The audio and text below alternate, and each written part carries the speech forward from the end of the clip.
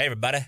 So I can't get enough of my chip chart here. I love this thing. So this is an actual piece of paper. We photographed this for an earlier tutorial. You can see the link for it here. And our engineers use it to set up the cameras on the set. I think it's 3 feet by 2 feet. It's an actual piece of paper. They put it on a C-stand. They put it on the set. And this is how they match the cameras up to one another. And I used it in a video to show the difference between log footage and Rec. 709 footage. But I thought a little bit more about it.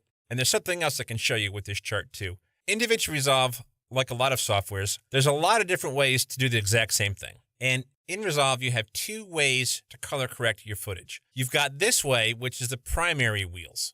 What is this? Lift, gamma, and gain. Not to get too geeky, but I will. Way back when television was only black and white, somebody, I don't know who, figured out how to put color in a television picture. Now this is a critical juncture in the history of television. The television industry obviously wanted everybody to throw away their black and white television set and buy a color television set because they developed a better way to deliver color. However, the government got involved and they said, you can't make everybody in America throw away their black and white television set that they just bought because now you have this incompatible color system. So the government forced the television industry to make their color system compatible with black and white televisions. And that gave us NTSC, National Television Standards Committee, and the choices they made way back in the 50s screwed us all the way into the mid-2000s, basically to make color compatible with black and white. They came up with the absolute worst possible solution. Now, why am I telling you all of this?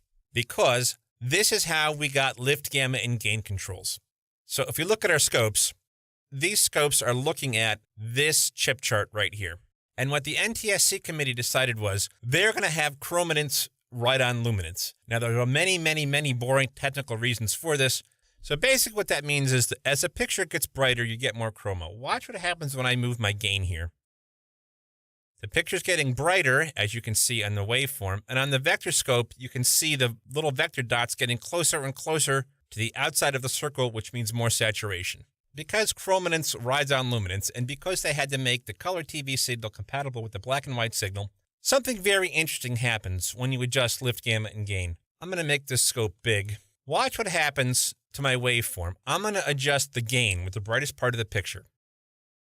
So when I do that, you can see the top of the scopes move a lot, the middle of the scopes move a little bit, and even the bottom, the blacks, move a little bit as I adjust my gain up and down. When I adjust my lifts, the opposite happens. So the blacks move a lot, the midtones move a fair amount, and even the highlights are moving a little bit. This is just the way color works in video. Chrominance rides on luminance. When I adjust my midtones, the same thing happens. The midtones move a lot, and the highlights and the blacks move a little bit. Now, if you are a video guy like I am, this makes sense. This is how it's worked. This is how it's always worked. That's how primary works. There's another node the Resolve can work in, and that is log. Now, this really confused me when I started to color correct. I thought you had to use the log node when you were correcting logarithmic footage. That's not true at all, and this can get people hung up a little bit.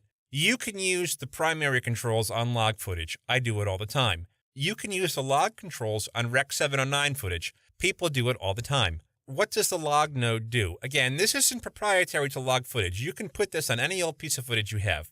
So a long time ago, probably about the time color television started coming out and getting very popular, there was a bunch of guys who worked in film. And these guys worked with film. They color corrected film on film with chemicals, and they would expose it through light, and they'd put it through film chains, and they actually were using film, and they were color correcting film.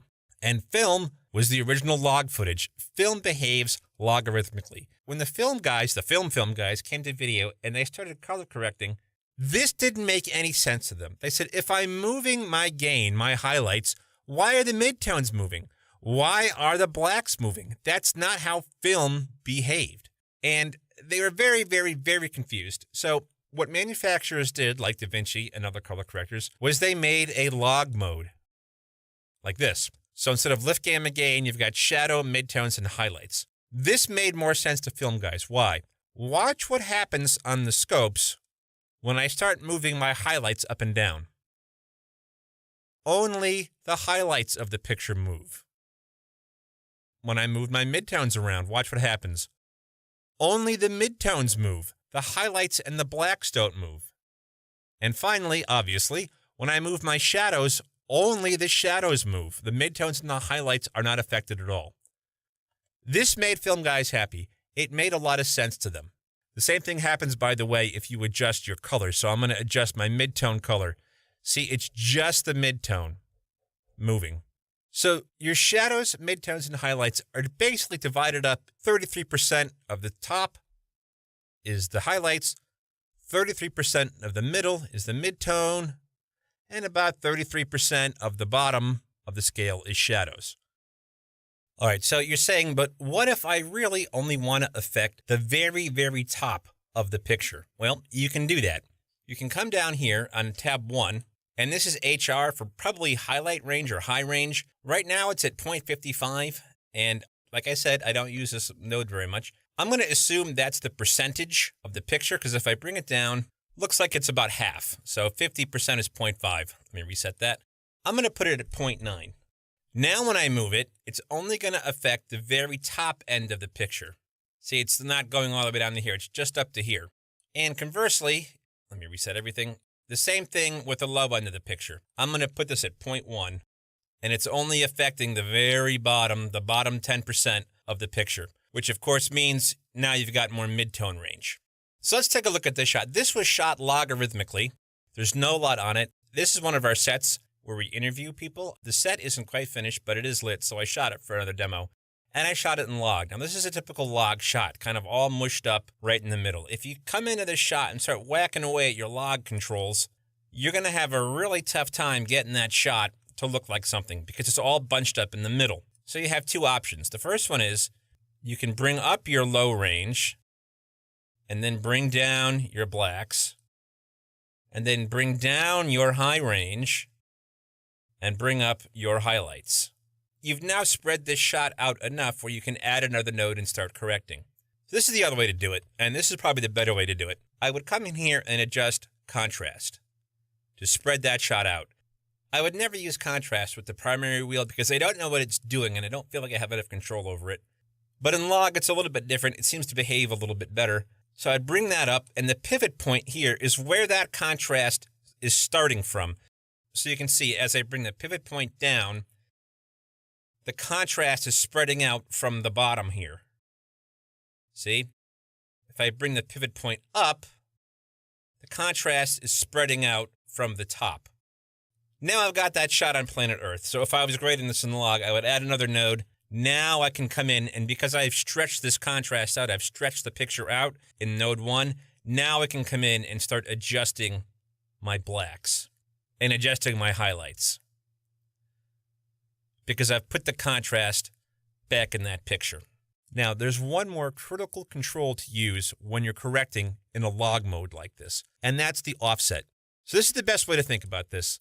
The offset is going to slide these color bars up and down. Watch this. I'm not dealing with color, I'm just dealing with the luminance of the picture.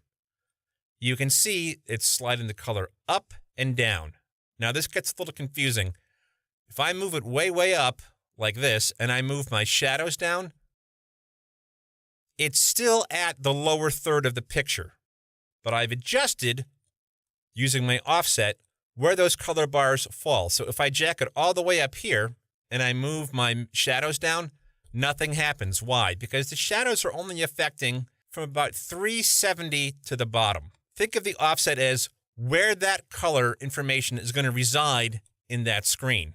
Your shadows, midtones, and highlights make up 33 1/3 of each of these scopes. So your shadows are the bottom third, your midtones are the middle thirds, and your highlights are the top thirds. The offset controls where the color falls on that scale. If I put it all the way to the bottom like this, and I start adjusting my highlights, nothing happens. Why? Because highlights start right about here. And with my offset, I've adjusted it all the way down here. Nothing's going to happen. My midtones will move some of the picture, and my shadows will be controlling a lot of the picture. Now, I don't work this way. Why? Because if I worked this way, my head would explode. I'm a video guy. I come from the video world. I hardly ever will put a log node on. The only time I will ever use it is if I really want to adjust highlights. If I have a problem with the highlights of the picture, I'll put a log note on. Why? Because I can adjust just the top of that picture with my highlights. It's not going to move the midtones, and it's not going to move the shadows. And if I just have a problem with my blacks, my really low areas, I'll put a log note on and just adjust the bottom part of the picture. It's one of those things, I hardly ever use it, but when I do have to use it, I'm awful glad it's there. Now, there are guys who come from the film world who cannot use at all the primary mode. It just doesn't make any sense to them. It's what you're used to. So I must say, I hardly ever correct in log.